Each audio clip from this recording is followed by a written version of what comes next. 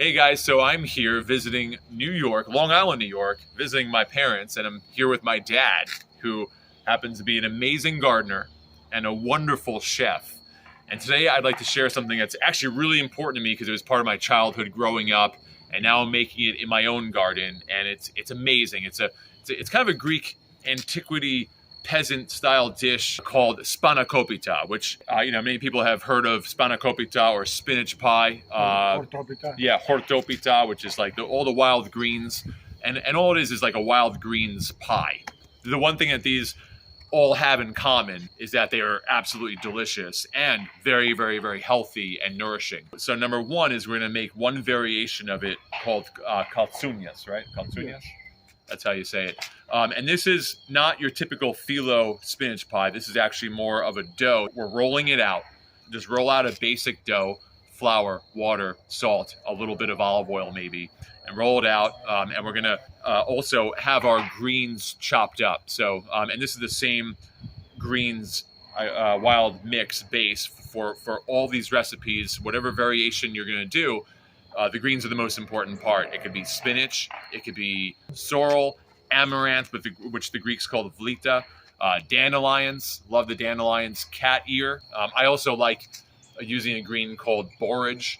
The Italians love that green as well. Yeah, so we're going to chop up all these greens, whatever we're using. Yeah. Chop it up pretty fine. We're going to throw it in a mixing bowl with chopped onions and or scallions of some sort, chives, both, okay. The more the merrier. Olive oil, a little bit of salt, and feta cheese, right? Some feta, and then some herbs like dill. I like to use a little mint as well, or whatever you want to do.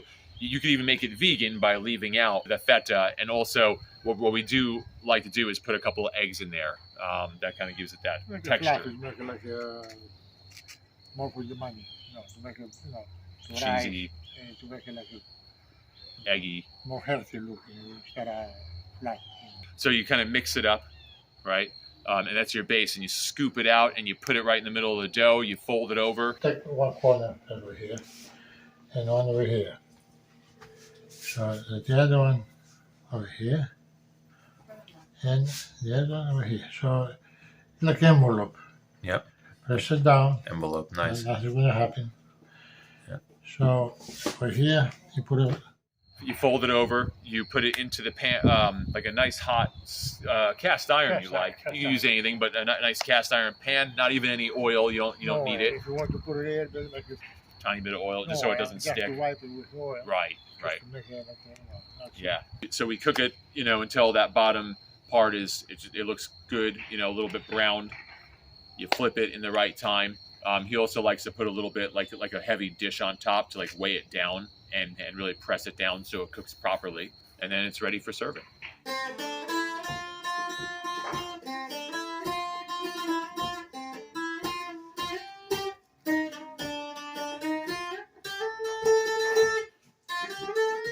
Now with Spanakopita, a little bit more traditional, but my dad is going to make it completely homemade. He's going to roll out the dough a little bit more flat. So we're going to go thinner here because we're going to make kind of a lazy rustic phyllo.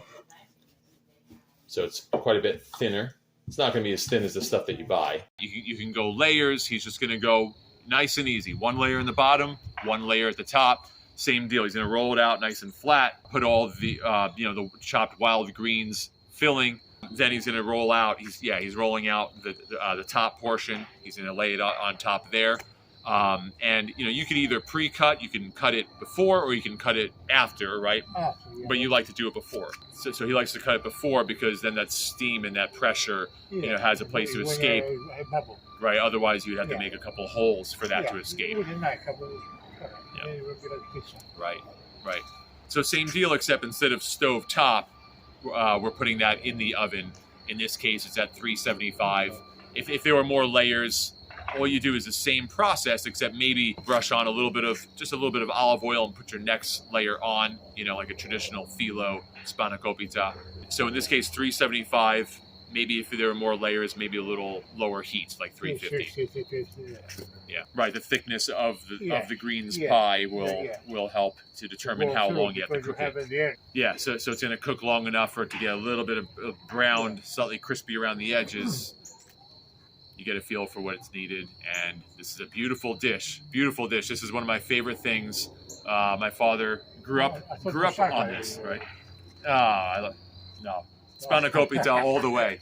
So you grew up on this, right? As a kid in a small mountain town, La Bocabos, in the middle of the Peloponnese, about an hour away from Sparta. Several different types of greens, sometimes a dozen different types of greens that were foraged and chopped up. And man, it's so healthy, it's life-giving, it's sustaining, it's cheap. What else are we making? Side dish, Briam. Side dish, I make a brilliant. And do we have some garden vegetables in there? Yeah. Make a salad. So tomatoes, zucchini, eggplant, I peppers, in the Briam. Everything for the garden. It's basically like potatoes, onions, everything you name. Everything's from your garden. Yeah. That's my dad.